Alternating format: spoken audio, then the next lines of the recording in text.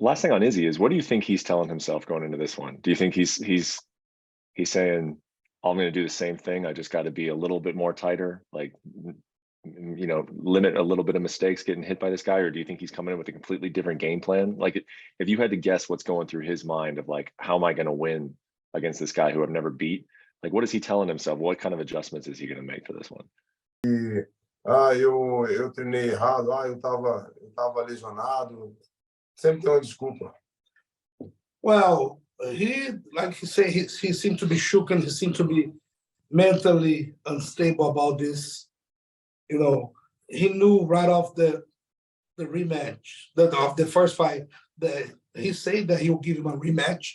So all he had to do was stay quiet, focus on training, but he keep making excuses all over the place, saying that he fought hurt, he fought like this, he fought like that. So seemed to be mentally unstable for this. What is he, like 35 now, Henry? Something I think like he's 36. That? 36, yep. 36. So he's not old. Right. But in those lighter weight classes, reflexes, speed tend to diminish first, and they're heavily relied upon. I think Henry's the better wrestler. I think that's fair to say. He probably hits harder as well, judging by the knockouts that he's had. So I think it's a tough fight for both men. But I think also, if we don't look at Aljamain Sterling and how much he's improved, you know, I think that would be disrespectful to him. Because I think with Aljo, what happened was when he got kneed in the face of Jan, right? And we know all the shit, and everyone was calling him a clown, and he was ducking him, and he should have carried on, and all the rest of it. I'm not talking about that, but all that backlash and all that hatred that he had to put up with online, I think that created a monster. Because I've been there myself. When people write you off in your career, when they say that you're not good enough, when they just completely discredit all your skills and your hard work, that motivates you so much to prove them wrong. Right. And I think that all that shit talk and the bullying, let's be honest, online created a monster. And he went away and worked his fucking ass off because he's looking better than ever right now.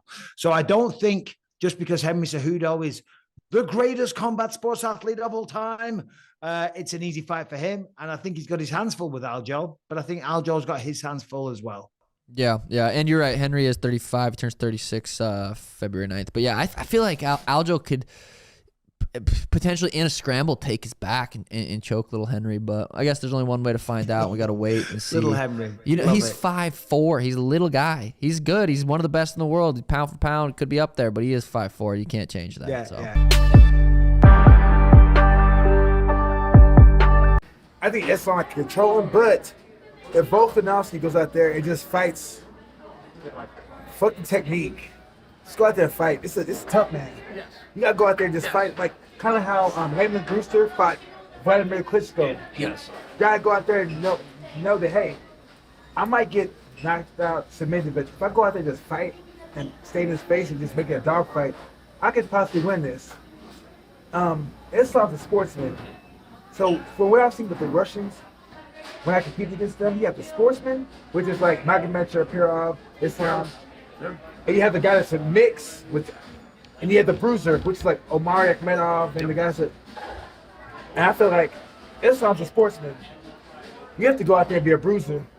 And I feel like with Volkanovski being a little shorter, I feel like he might be able to stop a few shots. It's something that have to clinch him up.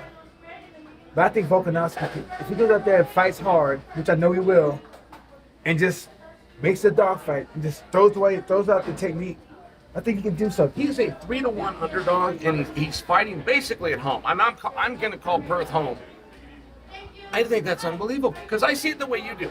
That Islam is a real technician, but there's ways to deal with technicians. There's ways, there's just blueprints to make it ugly and make it gritty. And Volkanovski, because he's been so dominant, a lot of people credit him as a real technician and clinician. But say, no, but he's a brawler when he needs to be. Go see his fight with Ortega. See rounds 2, see rounds 4, see the first part of 5. I mean, he is a dirty, nasty brawler when he needs to be.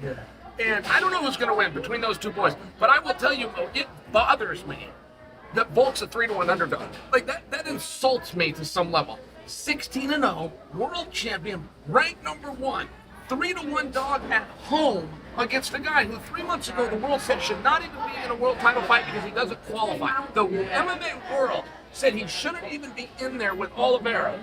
And all of a sudden, that's the guy that's a 3-1 favorite to beat the guy that's never been beaten. That offends me.